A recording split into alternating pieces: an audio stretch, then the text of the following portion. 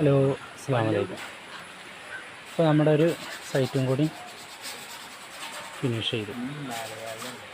പുല്ലിട്ട് ഉണ്ടോ,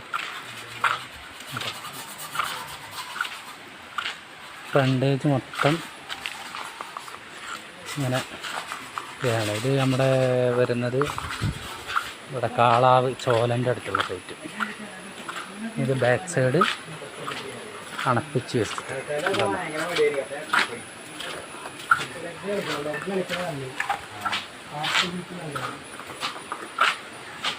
ഇങ്ങനെ ഒരു വീട് മൊത്തം നമ്മൾ കഴിഞ്ഞിട്ടാ.